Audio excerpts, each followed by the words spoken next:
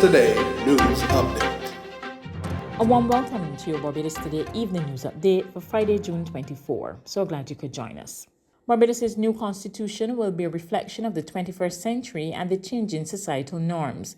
So says Attorney General Dale Marshall at this morning's official launch of the Commission at the Lloyd Erskine Sandiford Center. He told the gathering that the Constitution needs to be adaptable and adjustable when required. Neither legal thinking nor societies have stood still over the years, and we must ensure that our supreme law takes into account, where appropriate, the developments in the law and our changing societal norms. Consider, for example, the progression from the legality of capital punishment, which was mandatory, to the current position seen in the decisions of the Caribbean Court of Justice in the case of Nerve, which ruled that the mandatory death penalty in Barbados was unconstitutional.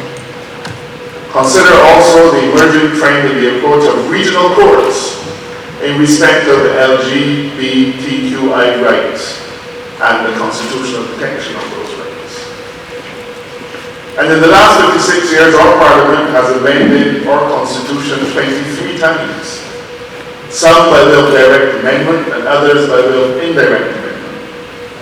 Some of those amendments have been far-reaching, such as the establishment of the CCJ as our final court of appeal and the removal of the Queen as our head of state and replacing her with a Barbadian president.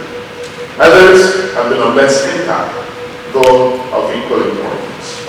Commission Chairman Justice Christopher Blackman says his team is ready to get to work on the historic task of crafting a new constitution. Fashioning a new constitution for the 21st century and beyond should fill us both with excitement and trepidation. We may only have one chance to get it right. Generations that come will judge us on how adequately we rose to the occasion. Educator Alwyn Babb, who was sent on half pay for 6 months for contesting the January 19th general election on a Democratic Labour Party ticket, is not only anxious to return to work, but he wants his salary restored. He spoke on the matter on the sidelines of a health fair held at DLP headquarters today. Babb made clear that the action taken against him will not deter him from seeking political office in the future. I'm not deterred. This is just another stepping stone, another hurdle. That's my specialty. So that don't deter me. In fact, I become more in terms of aggressive, in terms of achieving what I believe that is right and it will be benefit of people. DLP President Dr. Ronnie Yearwood said the party is showing its full support behind its members. We support Master Coach Babb as a party, and we are glad and very encouraged that he's here to be part of this venture. And as I said, the party will not only we will always walk with the people, but we will also walk with our members, and we will not leave any one of them by the side.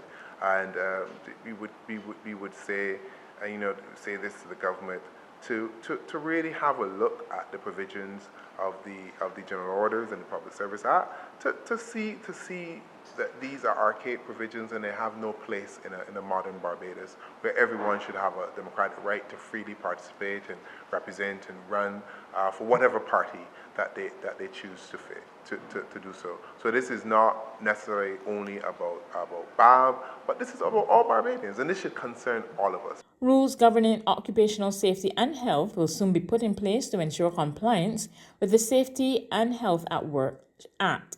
Minister of Labour, Social Security and the Third Sector, Colin Jordan, disclosed this today as he toured Banks Brewery to get a first-hand look at the plant's health and safety standards.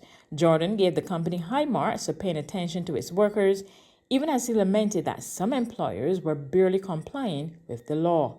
What is written in a law really represents the minimum standard. It represents the minimum standard. And too often you get the impression that there are those who see the law and will abide only by what it says.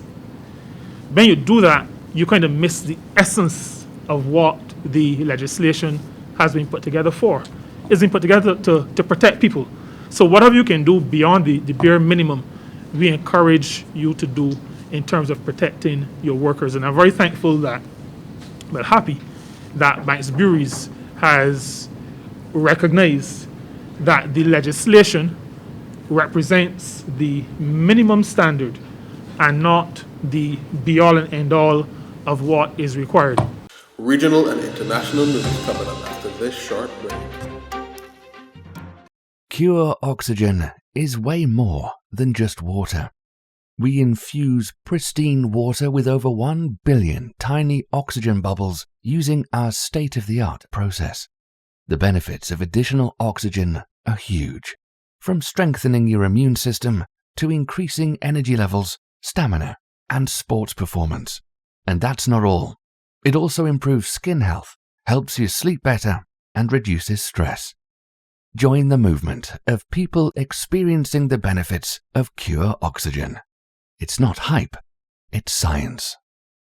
To regional news, 24 hours after a stunning election win, Grenada's Prime Minister Deacon Mitchell took the oath of office this afternoon. I, Deacon Amos Thomas Mitchell, do swear that I will bear true allegiance to Her Majesty Queen Elizabeth II, her heirs and successors, according to law.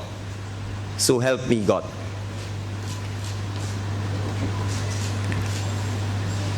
I, Deacon Amos Thomas Mitchell, do swear that I will faithfully execute the office of Prime Minister without fear or favor, affection or ill will, and that in the execution of the functions of that office, I will honor, uphold, and preserve the Constitution of Grenada. So help me God. Prime Minister Mitchell signaled he was ready to get down to business, declaring that he will represent all Grenadians.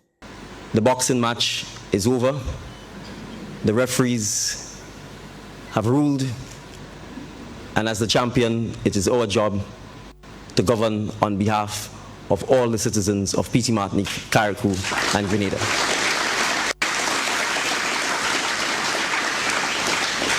And I wish to assure the nation that under my leadership, the National Democratic Congress must lead by example by taking a united, citizens-first approach to our governance. It does not mean that we will not have to make tough or difficult decisions. And oftentimes that's the hallmark of leadership. When those decisions are required, we will make them, but we will ensure that we can explain, consult, and justify to our people why we are making the decisions that we make. On the international front, the U.S. Supreme Court on Friday overturned the landmark 1973 Roe v. Wade ruling that recognized women's constitutional right to abortion.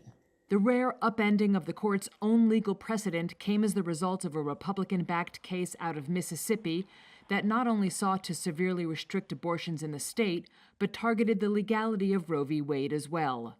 It also came after an unprecedented leak in early May of an initial draft majority opinion published by Politico, showing that the court was ready to declare that there was no constitutional right to the procedure.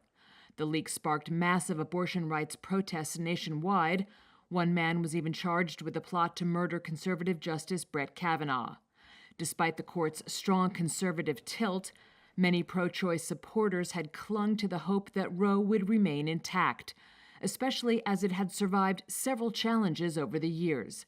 They even remained hopeful as they watched a parade of the most recently appointed conservative justices, all nominated by Republican President Donald Trump, who vowed to have Roe v. Wade overturned, appear to view Roe as settled law when grilled by Democrats at their confirmation hearings. In 2017, with Neil Gorsuch. It is a precedent of the United States Supreme Court. It was reaffirmed in Casey in 1992 and in several other cases.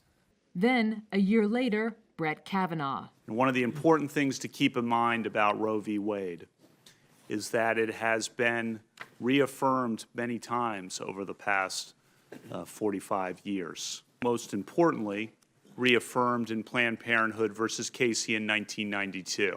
Finally, in 2020, Amy Coney Barrett. I don't have any agenda. I have no agenda to try to overrule Casey. I have an agenda to stick to the rule of law and decide cases as they come. Prior to Roe v. Wade, women carrying unwanted pregnancies often took matters into their own hands, says Carissa Haugeberg, assistant professor of history at Tulane University. That's where women try to fall down stairs or punch their stomachs or, these sorts of methods. 1973's Roe v. Wade ruling answered the call of many women's rights activists, the decision recognizing that the right to personal privacy under the U.S. Constitution protects a woman's ability to terminate her pregnancy. That's news, but for the very latest, visit our website at www.barbadostoday.bb. You can also subscribe to our e-paper, email updates, or like us on Facebook. Sign up for our breaking news alerts via WhatsApp. We're also on Izumi Medium bus terminals as well as screenplay at supermarkets and gas stations near you. You can also hear us on Capital Media HD 99.3 FM.